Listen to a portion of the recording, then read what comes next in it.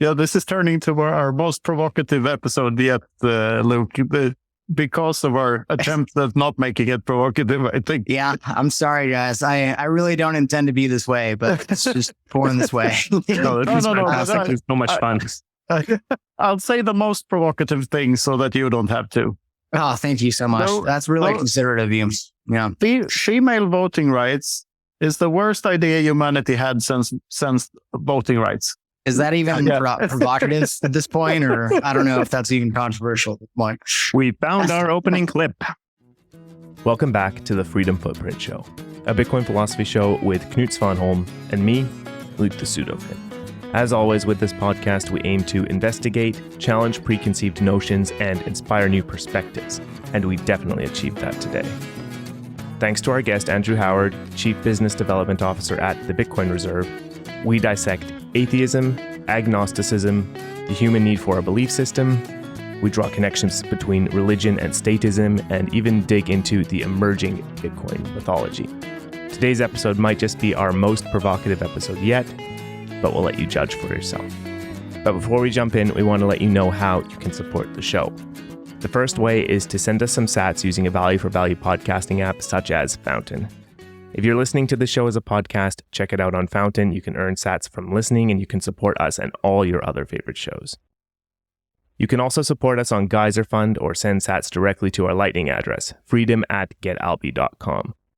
And if you want to exchange your dirty fiat, you can support us on Patreon. All our links are in the description. We've also moved to a new YouTube channel, so if you're watching on YouTube, don't forget to like, subscribe to the channel, and turn on notifications so you never miss an episode. And finally, we want to thank today's sponsors, Wasabi Wallet, Orange Pill app, and BitcoinBook.shop. We'll be talking a bit more about them later. And now, without further ado, here is Andrew Howard on the Freedom Footprint Show. Andrew, welcome to the Freedom Footprint Show. Thanks for joining us. Yeah, Luke, Knut, thanks for having me, gents. Yeah, Knut, you've been on our podcast a couple times on the Bitcoin Reserve podcast, and been a long time fan of yours. I've read your book, Bitcoin Everything Divided by 21 Million. Really, really great to be here on your podcast now. Yeah, great to see you, Andrew. I think last time we met, where was that? I know we've had an interesting conversation late at night in Riga last year. We did. I think that was the last time. Cool. Yeah, that was when I told you that denying Christianity, if you haven't read the Bible, is like denying Bitcoin if you haven't read the white paper, which I think I was totally wrong now, looking at that in hindsight. So that's interesting. Yeah. So one of the reasons that we wanted you on was that you recently came out as an atheist, basically, or as that's the wrong way of putting it. You denounced your Christianity officially on Twitter. And I instantly thought that was an interesting topic because I don't believe in any deities or any governments for that matter. I think all appeals to authority you should rid yourself of as many as possible. But in the Bitcoin space, I mostly see people do the other way. For some odd reason, people seem to find God when they find Bitcoin. So I thought it would be interesting to have a conversation about what it is to truly accept, don't trust, verify, and take it for what it is. So welcome to the pod. Can we start by introducing you a bit? What is it that you do at the Bitcoin Reserve, and what is the Bitcoin Reserve? Give us the TLDR. Yeah, who am I? Well, I'm, so just a quick rundown on who I am. I first got Orangefield in the Marine Corps, actually, and which completely changed my worldview on how wars are funded and central banking and the relationship with bad money and war, and just really fell down the Bitcoin rabbit hole at that point. This is in early 2017. And for the last over 3 years, I've been Chief Business Development Officer at Bitcoin Reserve, and we are a Bitcoin-only brokerage, also non-custodial, so we will not hold your coins. And we serve clients worldwide. We help people from everyday investors to high net worth individuals and family offices and maybe even companies that want to put Bitcoin on their balance sheets. So I absolutely love it. I love waking up every day and working on something where I truly believe I'm making a tangible, positive impact on the world. And the great thing about it is, I have conversations like this all the time because Bitcoiners are generally speaking really awesome people. We're open to new ideas. We want to pursue truth. We want to make a better world right now. Yeah, that's basically who I am. Yeah. What's your background with Christianity? Where did you grow up? Did you grow up in a red state where there was a lot of Christian influence, or what's your background? So I grew up actually in one of the worst states in America, in my opinion, which is California. Oh yeah. So I grew up in the armpit of America, very blue state. As far as my background on Christianity, I mean, I come from a conservative family within this blue state. My family, they love American values, and most of the men in my family have been in the military as well. In regards to Christianity, I have been inundated with Christianity my entire life. I went to Christian school literally my whole life, except 1 year of homeschooling in 8th grade. So Christian preschool, Christian elementary school, Christian middle school, Christian high school. So, that's my background. And, growing up as a kid, a lot of things didn't make sense to me. Like hearing about Noah's Ark, it's like, okay, well, how did Noah fit every single animal on there? And, telling me 40 days, this guy was just in a boat. And a lot of things just kind of didn't make sense. But when you're a kid, you're very susceptible to a lot of things. Your mind is like a sponge when you're a kid, especially when everybody around you is believing this thing so fervently. It can really influence the way you perceive the world, how you grow up, and what you believe is right and wrong. Yeah, that's in a nutshell my background with Christianity. My background is similar but different because I grew up on the Swedish countryside. We went to church every time we graduated from a year of school, or like for Christmas and for special occasions like baptisms and stuff like that. But generally speaking, around the communities, no one really believed that stuff or took it literally, and we thought the Christians who actually went to church every week and stuff were pretty weird. So we were indoctrinated with the later type of religion, namely statism and believing in whatever the government said. So that took longer for me to realize. Like the Christian stuff was pretty simple to realize how full of inconsistencies it was. So it didn't take me very long to figure out that I didn't believe in that stuff. I didn't believe in a creator. I didn't believe in any of the miracles that Jesus supposedly did, because I just couldn't believe it because there was no proof. What I did believe in for a long time was government being a necessary thing for a society to function. That was a lie that was way harder for me to see through. And I view statism as another religion. So when I say I'm an atheist, I'm just trying to say that I don't believe in any appeal to authority, because I think that's the problem. Like, that you should try to reclaim the driver's seat of your life and find your own path. That's the most important thing. I agree with you on definitely the religious side. On the statism side, I largely agree with you. I think people today, for sure, look at the government as being their daddy and want the government to solve all their problems. And it is in many ways religion. And I agree on that. Perhaps this is a topic for another time, because I know the topic of this podcast is more focused on religion. But I used to be a very hardcore anarcho-capitalist. Yeah. And I've since changed my views on that as well. I still believe taxation is theft. Mm-hmm. But I do also believe that a monopoly on the use of force, which what many anarcho-capitalists would define government as, is inevitable. I think that's an inevitable part of life. Now, the way that monopoly of the use of force is funded and survives and maintains itself, that's a different story, because taxation is not necessarily imperative to have that monopoly on the use of force. But I still believe in freedom and maximum liberty and all that good stuff.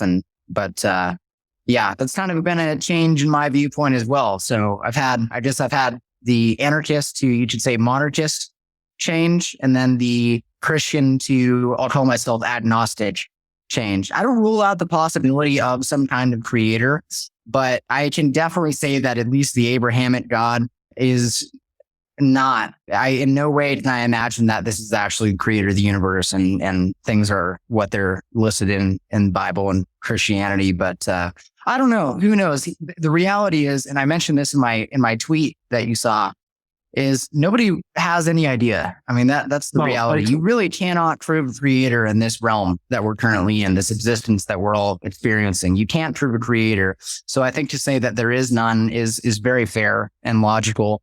But that doesn't mean that life doesn't have meaning. And that doesn't mean that life isn't valuable. That's entirely different. Quite the opposite. If your lifetime is everything you have, if it's scarce, that's what brings it value. That's why you find it valuable. If you could live forever and you were indestructible, you wouldn't need to do anything at any time, at any point in time, because like you'd have no incentives. You could always postpone everything forever, indefinitely. I totally agree. And I think that's one of the problematic aspects of Christianity is the fact that, I agree with you. This is the only life we know we have, right? Yeah. I hope there's something after this. That'd be nice, right? I don't want to just cease existence, but this is the only life we know we have. Yeah. And this idea of letting go of your care for worldly things, I think is a bad thing. I think material possessions are important. I'm not saying I'm not the kind of person to just want to drive a Lambo and have a Versace this and, Rolex watch and all this crap. But, material possessions are important. Having resources are important.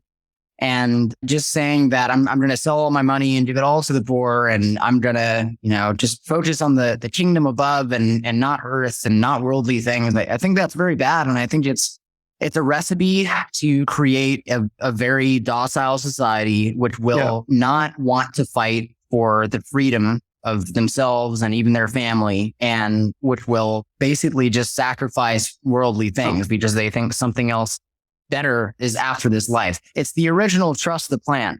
You're basically believing in supernatural / magical things that a superhero would do. You're believing in that, and you think that somebody else is going to come down and save you. And I think that's not a good thing. I think it's a way of avoiding personal responsibility in your life and actually fixing the world and suffering and dealing with the hard things.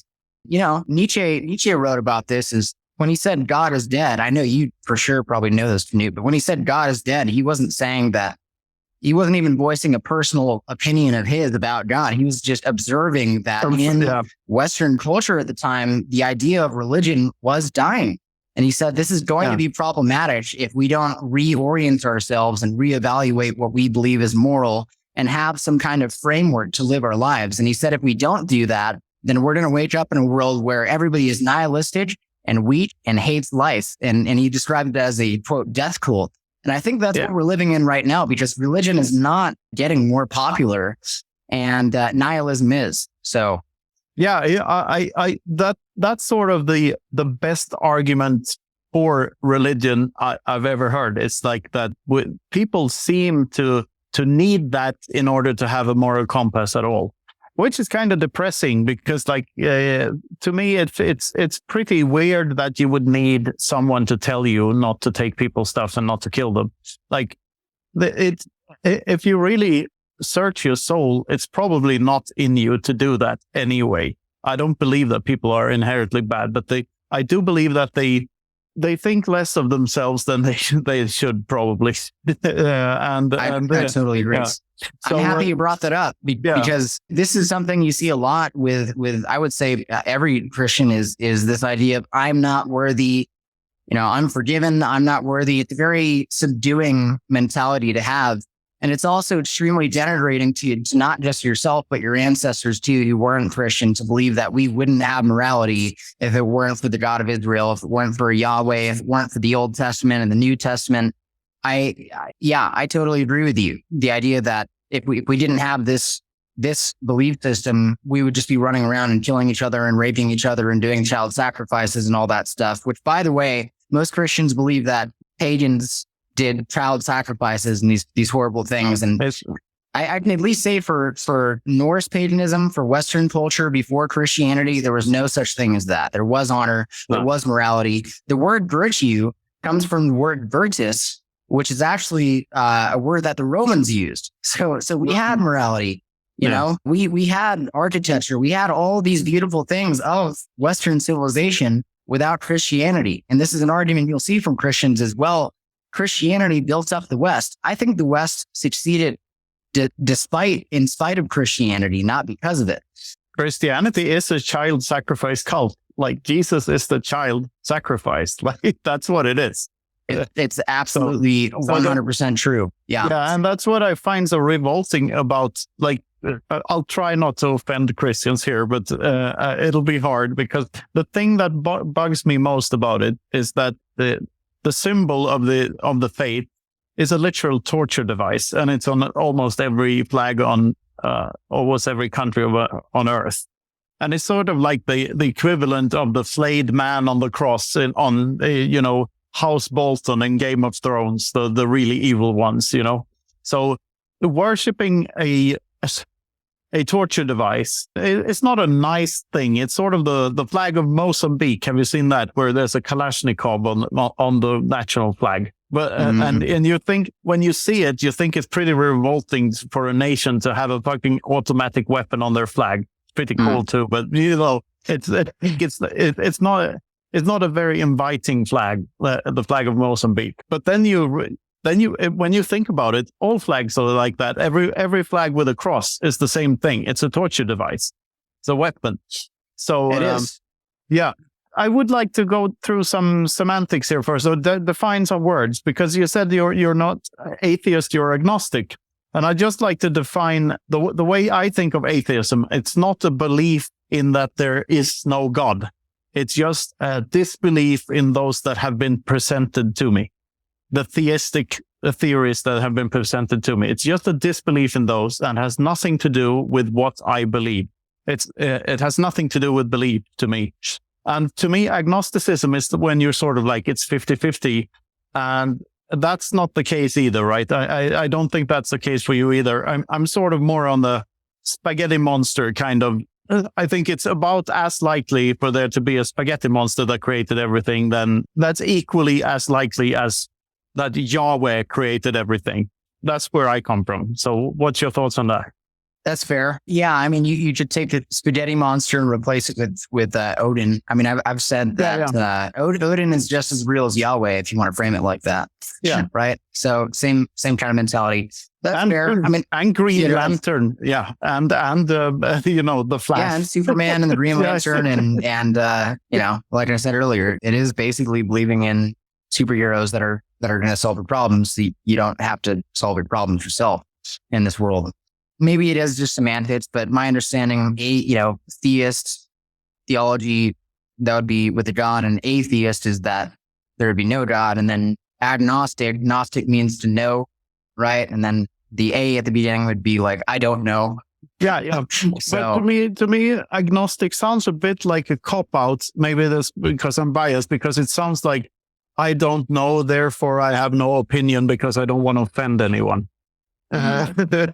So it sounds a bit, for lack of a better word, woke.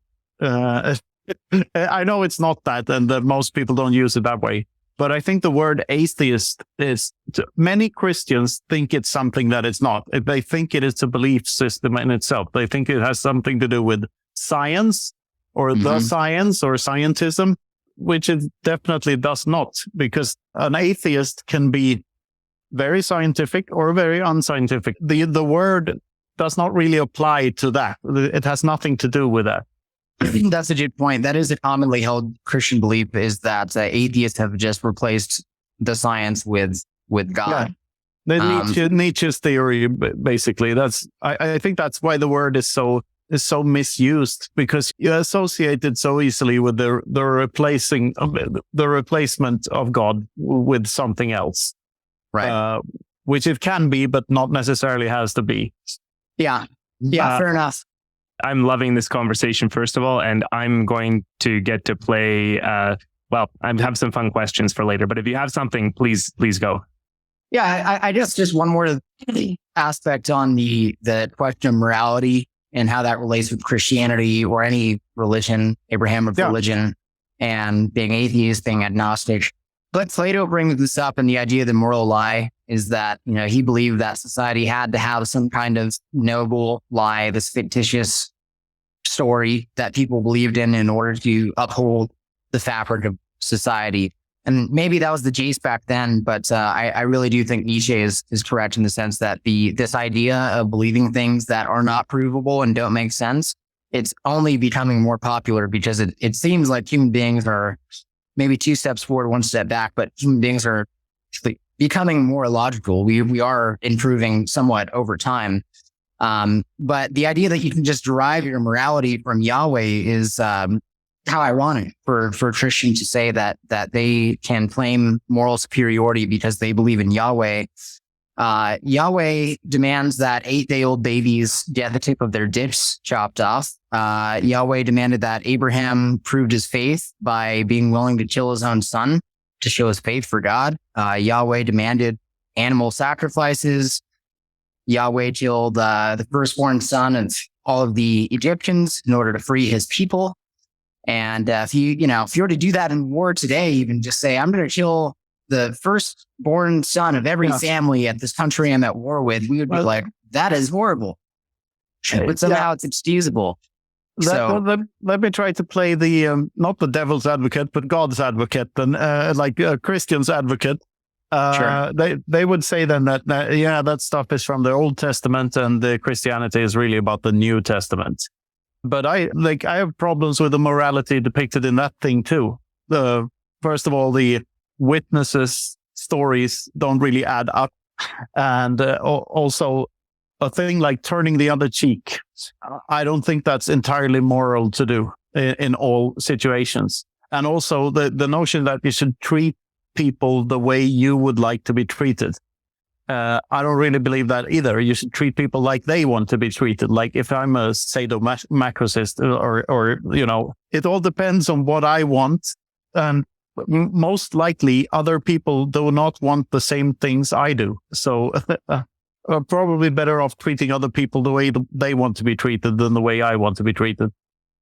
That's funny that you brought up the turn the other cheek issue, because I actually had that written in my notes as something I view as problematic in Christianity as well. And yeah, Christians that is probably the most common form of rebuttal or hope that they're going to use is they're going to accuse all of the horrible genocidal racist by definition thing. And I'm not the kind of person to cry out the word racist, but all of these pretty bad things in the Old Testament, which God does.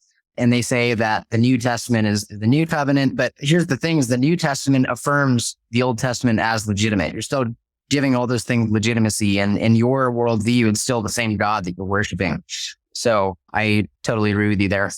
Yeah. What about the Petersonian view that these are stories that you can derive something from and that there's a lot of value in it? And obviously so, because the book itself has survived for so many centuries. Well, you can find stories in any other mythology as well. And I frankly, I don't find the stories of the Old Testament compelling at all. They're not interesting to me either because they're not my ancestors. And you think about the way we have historically had our mythologies and our religions and viewpoints. Everybody had their own gods. Of course, today the word pagan is very derogatory, and when you think pagan, you think animal sacrifices, child sacrifices, people killing each other, raping each other, having crazy orgies and doing sacrifices to Moloch, all this stuff. But the reality is that is not, I mean, at least I can speak for my ancestors and your European too. So your ancestors, it is a very fascinating history to look at and mythology to look at because, for example, I follow this guy. His name is Jackson Crawford. He calls himself the Old Norse specialist. And he did translations of, they're called the Eddas. The Eddas are the oldest documents we have about, you've heard of the Eddas, yeah. Of course. Yeah. Yeah, so he translated these Norse mythology series into English. He taught at several colleges about this. He's a really legit, credited guy. And just debunks all of these beliefs that Christians have about pagans. So sure, the Petersonian belief that you can at least derive morality from these stories. I guess technically you could. However, A, the stories are not interesting to me, and B, I think it's a way of also kind of excusing some of these bad, horrible things that are seen in the Old Testament. I think it's the idea of chopping the tip of the penis off of an 8-year-old baby is horrible and should be denounced. And maybe you can find some kind of way to make a moral message out of that, but I believe that's very wrong and that should be denounced. Yeah. I would say that to play the devil's advocate there, I would say that it's better than chopping the entire penis off, which is what they're trying to push on us now. But as I said, that's true. Atheism is a religion too. What comes to mind is that I do believe that that history is written by the winners, which means if you read that correctly, that means that history is probably written by some bad guy. Maybe not the bad guys, but pretty bad guys, at war with other bad guys, because a war is always between a bunch of bad guys. So when Christianity took over Northern Europe, I think a lot of force and violence was used to convert people, of course, and the Crusades and everything. Then again, I think like Protestantism and later secularism was probably forced on people too. And that stuff was probably also written by the winners. And maybe the people in the monasteries of Central Europe and stuff, maybe they were the good guys there, or at least the less bad guys. But I think when you really understand what history is written by the winners implies that the guy with the biggest gun won, you start to see history in a different light. You absolutely will. And here's the things. I don't think historically every time somebody won some kind of war or something, they were necessarily bad. I do think that is the case with many modern wars and situations. But the conversion of the West, moving from paganism to Christianity, was for sure violent. I believe Iceland was the last country to outlaw paganism. And that's very sad, I think, because even if these beliefs are not true, which I don't think they are. I don't, but it's still a tradition. It's still a culture. It's still a custom that these people had, and they had to, by the threat of violence, totally forget all of their beliefs and what they hold sacred for somebody else's God. And this is what's written in the Old Testament is Yahweh is known as the jealous God. One of the goals of the Old Testament is to eradicate, quote, idol worship. So people having their own cultures, traditions, customs, gods, that is deemed as idol worship. And that had to be eradicated, which Christianity accomplished. And even, again, I'm not a pagan, but I do believe that, again, going back to this idea of Plato's noble lie, society at large having some kind of belief strongly influences them. And you look at Norse paganism and, beliefs of the Germanic tribes and all that. They were pretty hardcore. You look at their graves today, we'll find Viking graves in Sweden. They have swords and they have weaponry literally buried with them to the grave. They took virtue seriously. They took family seriously. They were willing to fight for these worldly things, which is what Christianity preaches against. And now you look at Europe and the West largely, and we're frankly a pretty weak culture, in my opinion. And I think that's a bad thing. The parts of Sweden I'm in right now, you hear about that every other year, like that some farmer found a bronze shield or something while plowing his land. Cool. So every now and then they find remnants of past times. Today's show is brought to you by our sponsors. First up, Orange Pill app. Stack friends who stack sats, meet like-minded Bitcoiners near you, and help speed up hyper-Bitcoinization with Orange Pill app. Bitcoin isn't an online-only phenomenon, and Orange Pill app helps facilitate the social layer, connecting Bitcoiners in their local area. It maintains your privacy through the whole process, and since you have to pay to access the app, you know that everyone there cares about Bitcoin and is high signal. A great new feature is events. You can create events and meetups right from the Orange Pill app and help build your local community while maintaining the Bitcoin-only signal. Orange Pill app is available on iOS and Android. Download now. Next up, Wasabi Wallet, an open-source, non-custodial desktop wallet that is trustless, easy to use, and affordable. It has CoinJoin built in to facilitate your privacy, Every Bitcoin transaction leaves a clear footprint, but with Wasabi, you can make sure that others can't track your steps and threaten your sovereignty. Just send your coins to Wasabi Wallet, wait, and your coins will be private on the other end. It's open source, trustless by design, and non-custodial. You have full control over your keys. Check it out now at wasabiwallet.io. Luke, you're the expert on Norse mythology. I can see you really want to deep dive into this conversation. I guess you know more about that than I do. Thanks, Knut. Yeah, you've been saying some really cool things, Andrew. And I'll give you some background on me.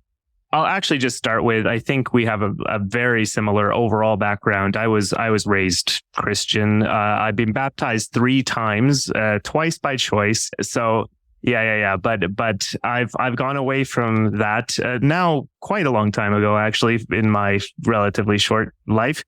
But I went through a bit of a rabbit hole with Germanic mythology. I was looking for an alternative to Christianity, and specifically, I was looking for, well, you kind of said it yourself, something that would have been what my ancestors would have believed. So I'm mostly English. I'm from Canada originally, and therefore kind of a bit of a mutt, but mostly English. And even though the English weren't exactly the same as the Norse, they were pretty darn similar. And so I think you probably know that the Norse sources are the best for Germanic, best preserved. And so, yeah, I really went down the rabbit hole on that one. And I also, which Knut touched upon, was down the Jordan Peterson rabbit hole. And the parts where I'm going to slightly play devil's advocate, but that's not the part I want to focus on right now. I did find a lot of value in an archetypal analysis of specifically the Genesis stories that Jordan Peterson did, in the sense that it wasn't necessarily about the literal interpretation of those parts. And also, I think definitely have to say probably all the worst parts of Old Testament are from some of the later books, Genesis being kind of more of a mythological history, really. So I was inspired by that. And I started to do a podcast on the Poetic Edda and the Finnish Kalevala that did that same thing, the Jordan Peterson archetypal analysis of those stories, basically. That's great. Yeah, it sounds good. So I'm semi-doxing myself here, but it's called the Northern Myths Podcast. I'm not doing it anymore. I'm doing this one instead because I found Bitcoin and that's been more important to me, among other things. But so I've interviewed Jackson Crawford twice on that show. Oh, nice. That's awesome. Yeah, and I know, and I completely I'm with you on basically that there is so much there in Norse, Finnic specifically, those mythologies and stories. Love it.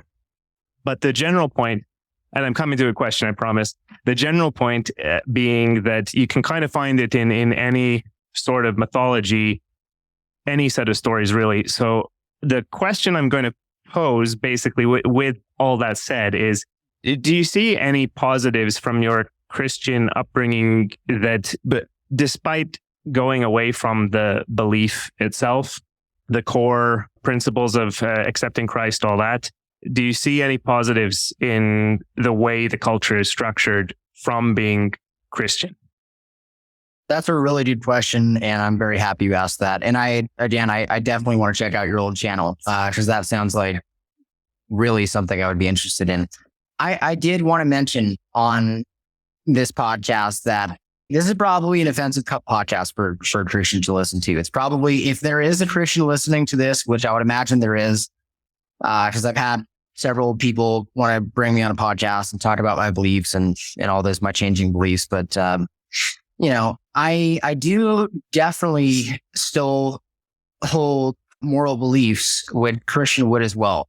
So just because I'm not a Christian, that doesn't mean that I think it's okay to murder people or rape people. Those are very basic things. But I also am against abortion. I have a very pro-life mentality. I want to maximize life, healthy life, fighting for life. So I will respect people who have differing beliefs that I do. And a lot of people do gain a lot of value out of believing in God or the Abrahamic God. They feel connected with that. They feel connected with people around them and the earth around them. And there are a lot of really good Christians. And it's almost, I've declined a lot of podcast invitations except for this one, basically, because it's a tough thing for me, because I don't want people to be so offended and think I'm just this hubristic guy that is now bashing Christianity and disrespecting people. And, I love a lot of Christians. So yeah, to answer your question, I mean, I definitely still hold a lot of moral beliefs that Christians would do. And even the idea of not, sex before marriage. Like, I think that is like, I have a daughter, right? I don't want my daughter to be walking around and basically being a whore, right? Like I don't think you need to be a Christian to even believe in the idea of a bond between couples and marriage being about having a family and a stable structure for children and all these things. There are a lot of parallels that I have with Christians. I would say a lot of Christians, unfortunately, there are a lot of Christians that are all about love is love and accept people for who they are and all this bullshit. Excuse me, but utter bullshit, But a lot of Christians are against this idea of transgenderism and the idea that nature is wrong and you are right and you need to cut your penis off or cut your breasts off and call yourself a different gender. And I think that's absolutely just horrible and psychologically damaging for anybody that's doing that to themselves. And I think that's why a lot of people are, I know I mentioned on this podcast that religion is becoming less popular, but maybe I'm not true there, because I have noticed people converting to Christianity because they see this clown world that we're in. They see a 13-year-old getting on puberty blockers and being told that, they can be a woman when they're a man, and all this crazy stuff. They see women, shouting in the streets, chanting for abortion and saying it's not a human being, it's just a clump of cells. And they see these things and they think that the only solution is Christianity. And I just don't think that's the case. I don't think we need to believe in things that just do not make sense to me. I think we can still have a moral compass without Christianity, but I do appreciate the morality of Christians in many ways. Now, I'm kind of a rant here, but I'll end my rant on this. I also think that Christians, in their perspective, they believe it's moral because they want to save you. That's why they want to convert you, right? Because they're afraid of what's going to happen if you don't believe in their God and you die, right? They care about you, but in kind of a twisted way. And I feel for them. And I used to have the same perspective, but likewise, that there are a lot of good moral virtues in Christianity. There are many that are not good. And the idea of you're going to hell because you don't read the same book that I do, I think is childish and wrong. So I hope that answers your questions. Yeah, I'd like to clarify a thing or two too. So we don't this is not an episode that is only out there to be offensive. I'm genuinely interested in Howard's case, and I think the move is brave. And I would like to say to all my Christian friends that I respect a lot of Christians, and some of my best friends are believers. Those that are, they don't have this pushy attitude that you find in some Christians, that they want to force their beliefs upon you, but they're more open to ideas. And I think that's the gist of the argument here, or that's what you like in other people, regardless of what belief system or philosophy or whatever they choose to identify with. Speaking of the, Genesis and the first stories and how then God slowly turns into an asshole in the Old Testament, I've always viewed Christianity as this mishmash of all the other beliefs. That it seems like a sort of best of crazy ideas from here and there. Wherever the Crusades went, they took something from this and from that other religion. And there's a lot of similarities in Christianity between other belief systems. So it's sort of like they made stories that were already there and they sort of molded them into something that would fit their own narrative so they could take over.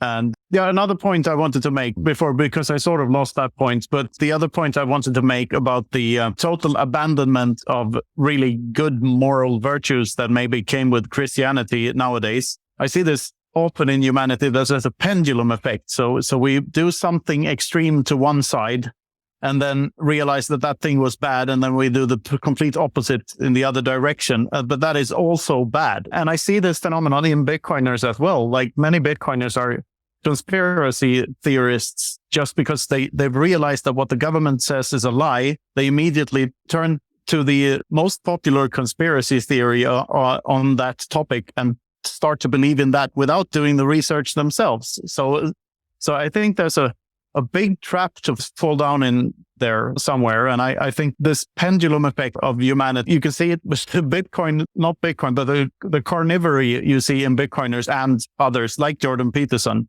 That is sort of an answer to veganism, right? So you're talking to a carnivore right now, right? Please don't offend me. But okay, I'm trying not to offend you, but it is pretty stupid to go from one extreme to the other. Like fair. I mean, yeah. I actually remember talking about that with you and Rita too. It's interesting to hear your perspective on that. The thing I remember about you, about the conspiracy stuff, is the cigarettes, because you're sort of like, you don't buy that tobacco is dangerous. Or maybe you do, but I don't know to what extent. Let's delve into that as well, because I find that interesting. What research have you done on the topic? Oh, that is a whole rabbit hole. The unfortunate thing about the tobacco topic is that there's no group that I can be behind or that can be behind me. It's probably one of the most controversial, if not the most controversial sides to put yourself on in regards to health. At least there are a lot of carnivores out there and even a lot of vegans out there. And, but there is a growing army of tobacco enthusiasts on Bitcoin Twitter. Yeah. So first of all, I'm not ruling out the possibility that I'm wrong. I don't want to act like I am some kind of guru who knows everything, but I do want to question all things. I mean, Nietzsche said faith is not wanting to know what is true. So I want to know what's true. I want to question things around me. As far as how this relates with tobacco, now there are a few things. Let me just pull something up here. Yeah, this is turning to our most provocative episode yet, Luke, because of our attempt at not making it provocative, I think. Yeah, I'm sorry, guys. I really don't intend to be this way, but it's just born this way. No. It's so much fun. I'll say the most provocative thing so that you don't have to. Oh, thank you so much. That's really considerate of you. Yeah. Female voting rights is the worst idea humanity had since voting rights. Is that even provocative at this point? Or I don't know if that's even controversial at this point. We found our opening clip. Yeah. All right. So tobacco. Right. I am 10 pages away from being done with a book that I actually shared on Twitter. It's called Why Smoking is Good for You.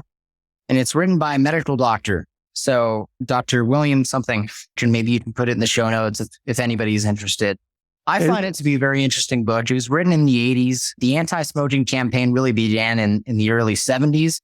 But basically, this book talks about, from this doctor's perspective, and he cites a lot of other medical authority as well. Yes, an appeal to authority argument is important sometimes, I will say. So it's at least interesting to consider, right?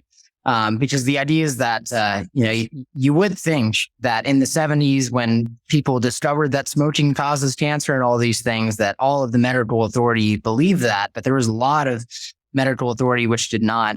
The common trend I'm seeing with this book is that there are a lot of parallels between the COVID mask jab crowd and the anti-smoking crowd. The anti-smoking campaign was, at least in my opinion, the origin of controlling other people because of health medical choices they made on their own.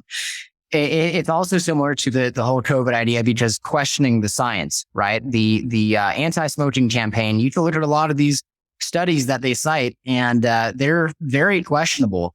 But the idea of trust the science, this was very popular among them as well.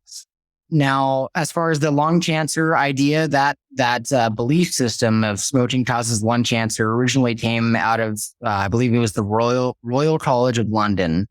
And the study that they conducted, they took a bunch of rats and they exposed them to cigarette smoke. However, the cigarette smoke they exposed them to was about equal to about 100,000 cigarettes burning simultaneously in a very closed off environment. So, That's a huge difference from one cigarette, right?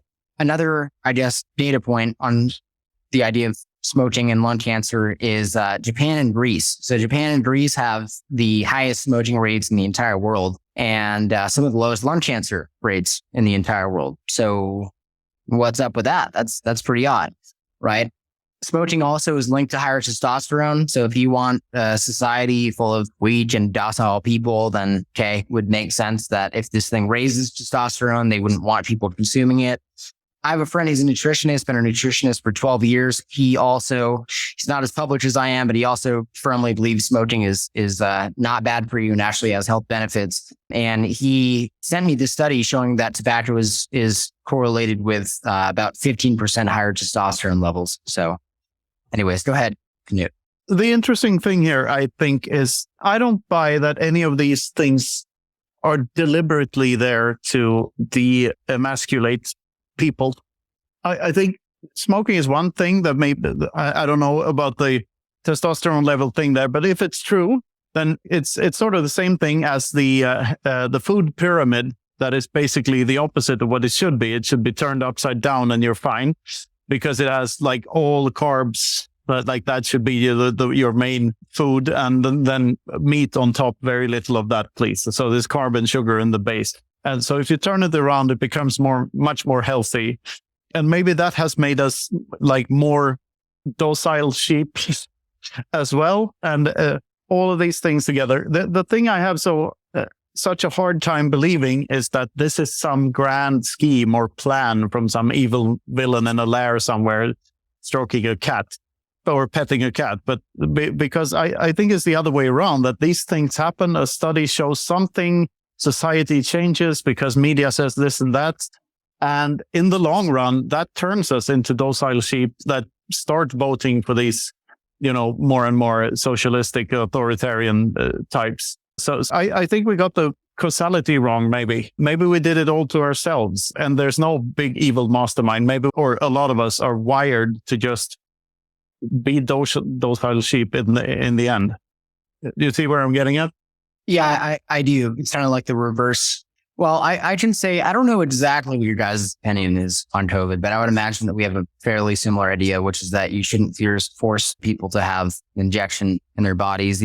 Whether you agree with it or not, the idea of forcing somebody to inject something in their body is totally wrong. Yes. And that's the idea of shutting somebody's business down is horrible. All these things that happened during COVID are pretty bad. And I don't think that's solely because people wanted it, right? I think these are laws that were passed worldwide, which severely limited people's liberties. I can see you want to respond to that.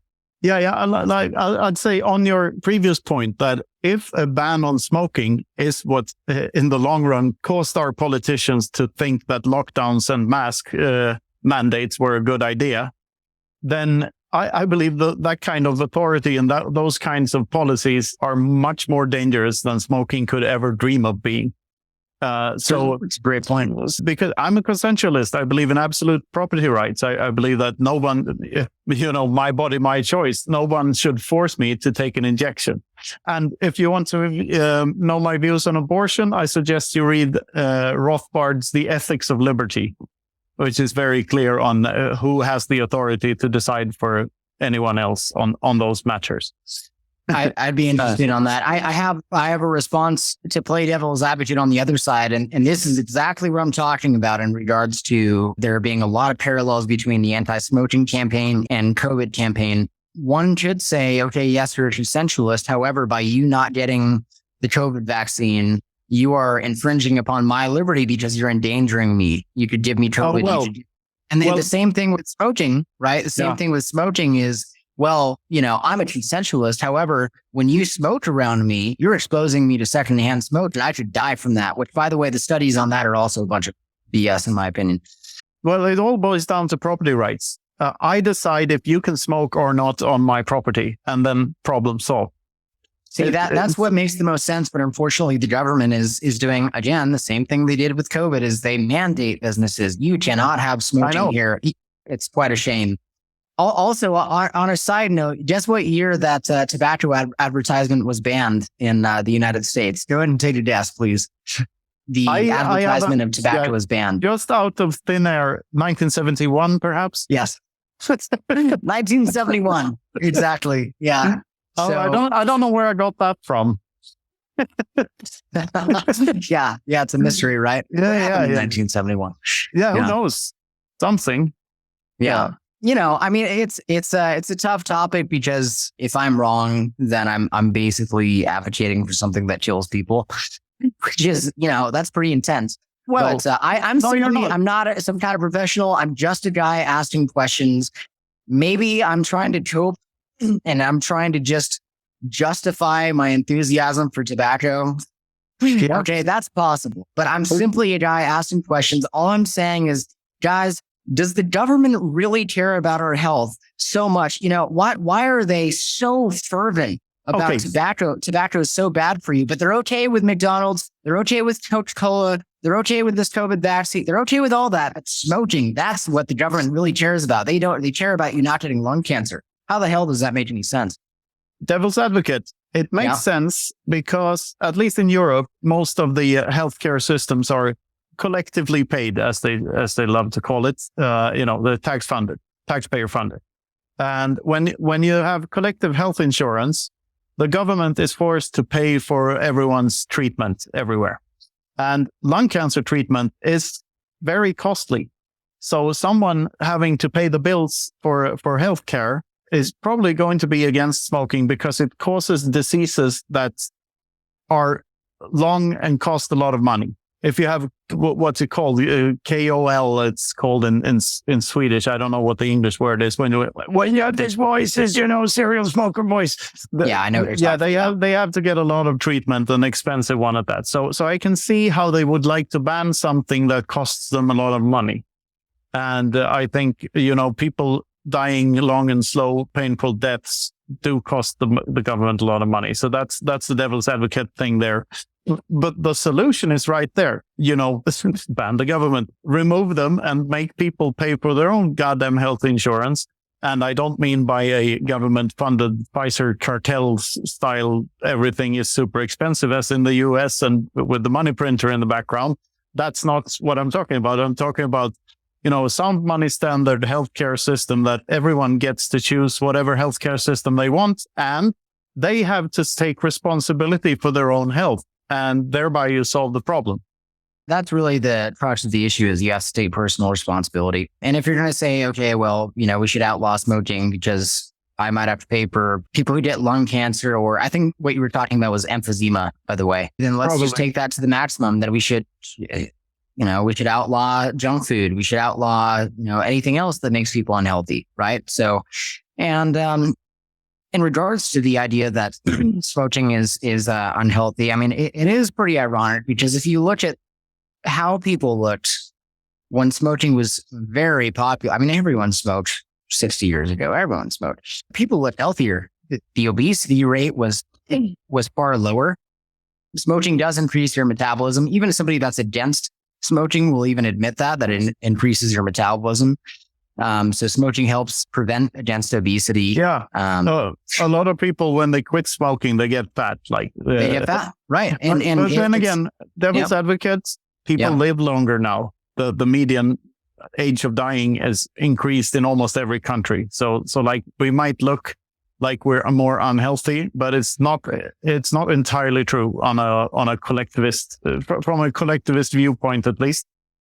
Yes, you should say that. I also believe, at least in the United States, which is probably one of the most unhealthy countries on the planet, if not the most, the average life expectancy is decreasing as well. So there's that. It is. Yeah, it is. And, the thing is, human beings have been smoking tobacco for literally thousands of years. I have a grandma. My grandma's like 93. She's been smoking a pack of Marlboros a day her entire life since she was 16.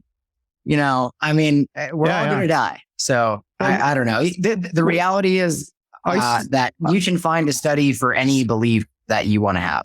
I saw a statistic once that 1 in every 4 smokers die from something smoke related.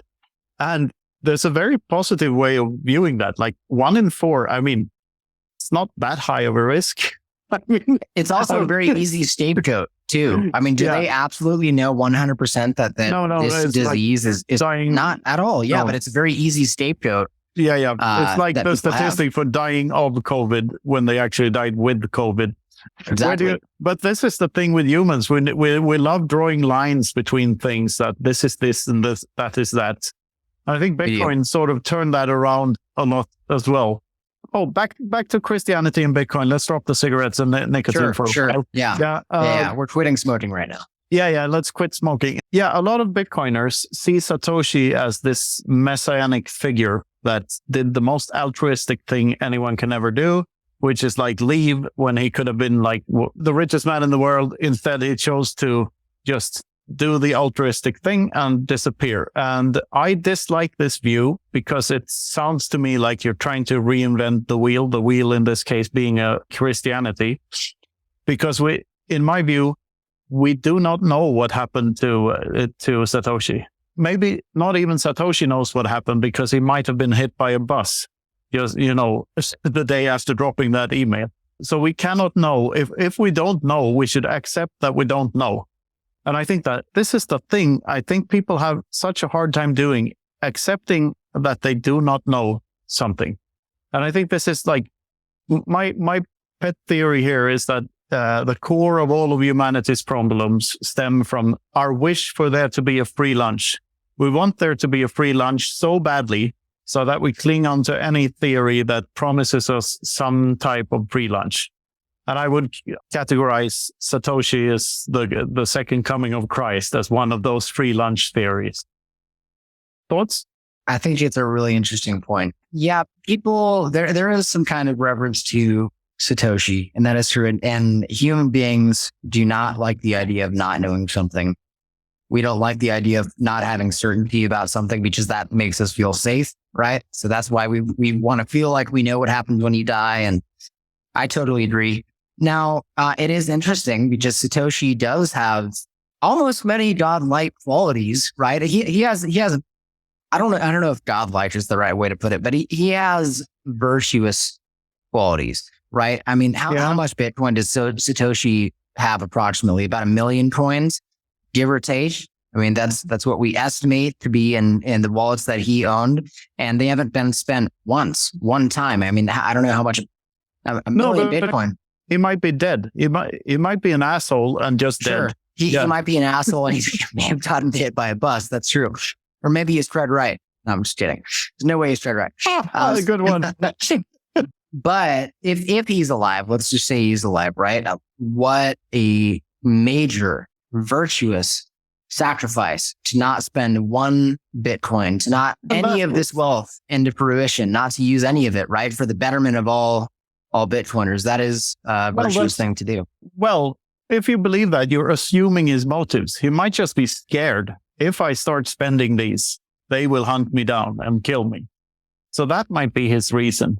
His entire reason. It might not be this altruistic thing. It might not be. But the creation of Bitcoin is, I would just say, as almost like a mythological archetypal figure. He does have. Yes, but this is sort of at the core of my question, because is this view of Bitcoin's immaculate conception? Because I love the story too. I think it's a beautiful story, and it's kind of nice that Bitcoin has this mythology surrounding it. But in the long run, is that a beneficial thing to Bitcoin and Bitcoiners, or is it just a red herring that might be dangerous in the same way that, the myth of Jesus or anything else? How would it be dangerous? Because when there's a cult around a personality or a cult around a figure of authority in any way, shape, or form, they tend to put too much value to that person's words. So Satoshi, whatever Satoshi wrote in his emails or in the white paper or whatever, might be regarded as the word of the Messiah. So we can't do anything here. And that might, stop us from fixing a critical bug or something. Just from a philosophical perspective, is it a good thing that Bitcoin has this mythological aspect or aura around it or not? Yeah, can I make a quick point here? In the difference, I think, about the current situation and how mythologies theoretically develop. This is another one of the rabbit holes that I'm prone to here. I am a believer that Christianity, as well as virtually all mythologies, came from real events and were real ways to make sense of the world at the time. They were then transmitted orally for a very long time. The key details were remembered in so-called archetypal narrative, and the actual specifics of what happened were lost. Then they were written down again and again and again, translated, etc., etc., and the messages are not exactly precise anymore. So what do you base that they were actually came from real things and not just from a psychopathic leader who wanted to push a narrative? Yeah, easy. So across civilizations, there is evidence of flood myths.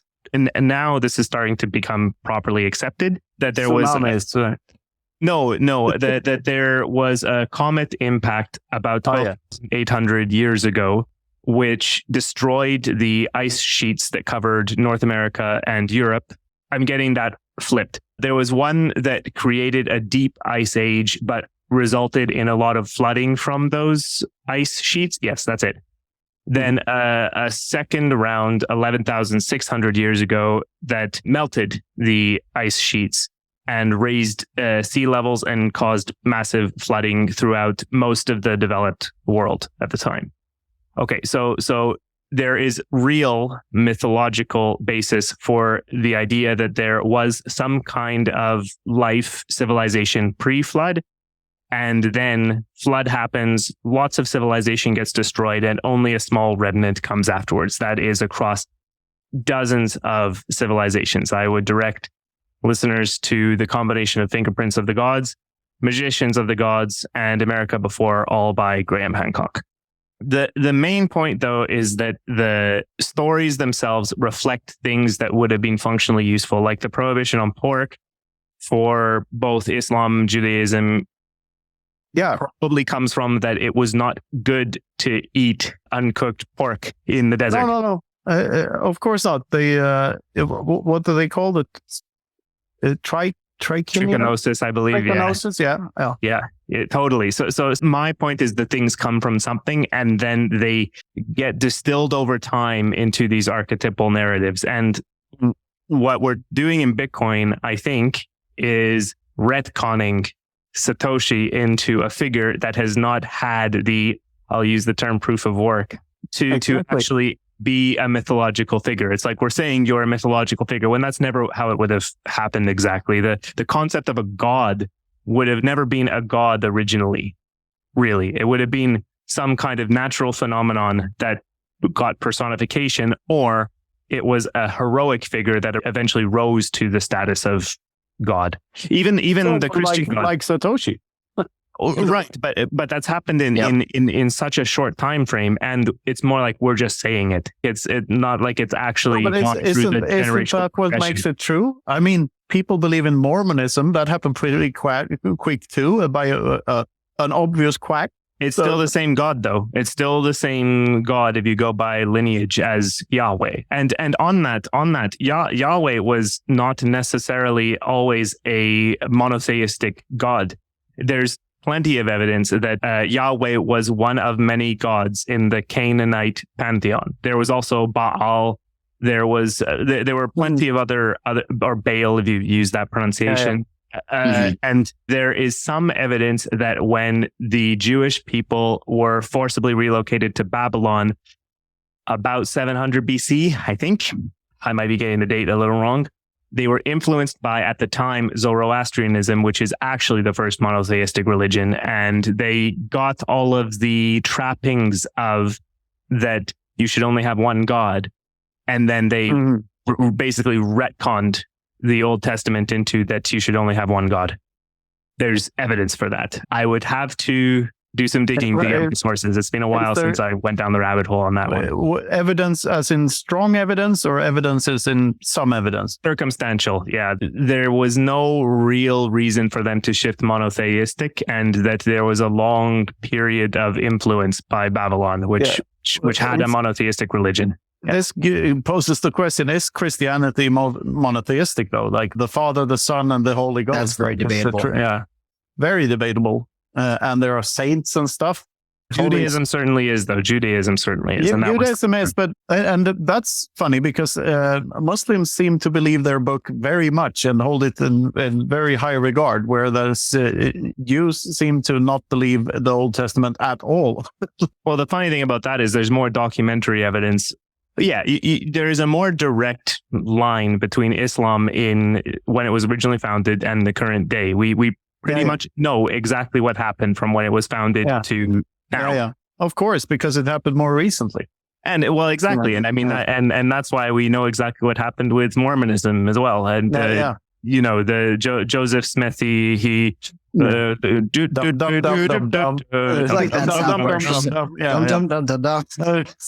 through the seer stones. Yeah. It's so funny that great episode.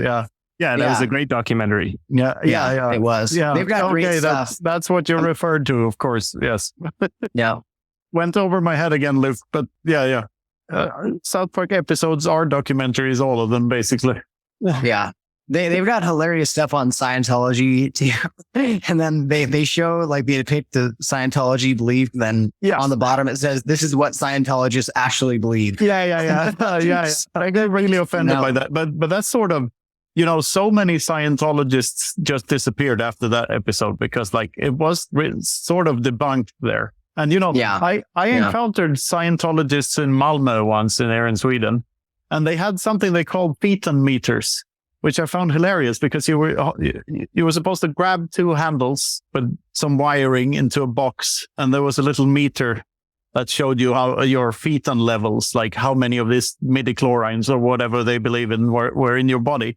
And like, because I studied electrical engineering, so I instantly knew how this device worked. It's using my body to send a current through, my body, and basically measuring the resistance or whatever, showing it in an analog scale and pretending it was something it wasn't. So I found the whole thing so hilarious. Like, imagine the hierarchy of schemers necessary to make these sheeple believe that it's a good idea to go out in a street and claim that a device is something that it isn't, and that people should believe in a space alien religion. Like, fucking love it. I love humanity sometimes. Yeah, it's pretty hilarious. Hilarious. It does show that there are sometimes big grand schemes orchestrated in a very large way. So that does happen. Yeah, that is an argument for the grand conspiracy thing. All right, we've been going for 1 hour and 20 minutes. You have something else for us, Luke? I think we could keep this going for a bit longer. Frankly, anything that I would bring up now is going to be another whole rabbit hole. So I think we could take this opportunity to wrap it on a good note, or we could dive down another whole thing. What do you prefer? What did you say, Andrew? Do you have a specific sub-cavern of the rabbit hole that you'd like to explore with us? Well, yeah, we covered a lot of really good stuff in this podcast. I mean, we talked about tobacco even, and Satoshis, mythology, and many aspects of Christianity. I'm just looking at my notes here that I have. Yeah, I mean, we talked about a lot of stuff. We talked about how, you can have morality outside of Christianity, how the word virtus came from the Romans, which evolved to the modern word virtue. Talked about some disagreements with the New Testament as far as, turning the other cheek is not always the best thing to do, and loving your enemy. Maybe you shouldn't always love your enemy. I think this is probably a good place to stop in that case, but I don't want this to be the end of the conversation. We have to have another time where we deep dive a little more into some Norse stuff, and maybe a little more on the Bitcoin angle we'll have to do this again, but it's better to leave it at a good note than to try and squeeze it a little bit longer. Man, I'd love that though. The Norse stuff is very interesting for sure. Yeah. I'd like to end this with 2 Monty Python quotes from 2 of the movies. One is from Life of Brian, but I'm paraphrasing it to be about Satoshi. He's not the Messiah. He's a very naughty boy. Like that's the quote. And the other one is from the ending of The Meaning of Life. I'd like to say this to anyone who's listened, who's offended, who's not offended, who's a Christian, who's an atheist, who's whatever. And we don't mean to offend anyone. So the meaning of life, a fairly middle ground thing here is try to be nice to people, avoid eating fat, read a good book every now and then, get some walking in, and try to live together in peace and harmony with people of all creeds and nations. Except the part about not eating fat, because I was just going to say that. Yeah, go ahead and eat fat. It's a good statement. Good closing thought there. I like it. Yes. The show is also sponsored by bitcoinbook.shop, the Bitcoin-only bookstore by Consensus Network. Consensus specializes in translations of Bitcoin books and also publishes original titles in English and many other languages. Check out bitcoinbook.shop for all your Bitcoin book needs. Consensus is always looking for new contributors, whether you have a book you want to publish, you want to help translate books into your native language, or you have some other way you want to get involved. So if you want to help spread the Bitcoin message, reach out to Consensus Network by Twitter or email. Details are in the show notes. All right. Thank you very much for doing this, Andrew. And I hope to see you again soon. Are you going to any of the European conferences? I would love to go to Baltic Honey Badger. I'm probably not this year because we're moving and I have a baby daughter born 2 months ago. So there's that. Congratulations. Thank you. I might not go to Baltic Honey Badger, but I will be going to the Adopting Bitcoin conference in El Salvador this coming November. So I don't know if you guys are going to that. Probably not, but yeah, one of these years I'll be there. Guys, it was a lot of fun. I really enjoyed this podcast. Really fun bouncing these ideas around. So thanks a lot for having me on. Yes. Thank you. Awesome, gents. Cheers. What did you think about that episode with Andrew Howard? We certainly covered some controversial topics, but I definitely enjoyed the conversation, and I think a lot of what we talked about is relevant to the Bitcoin community today. Let us know what you thought about the episode. You can send us a boostergram on Fountain, leave us a comment on YouTube, or get in touch on Nostr or Twitter. You can support us on Geyser Fund, Patreon, or send sats directly to freedom@getalby.com if you want to support the show. And if you're watching on YouTube, don't forget to like the episode and subscribe to the new channel. Our show sponsors are Wasabi Wallet, Orange Pill App, and bitcoinbook.shop. That's all for now. See you next time, and thanks for listening.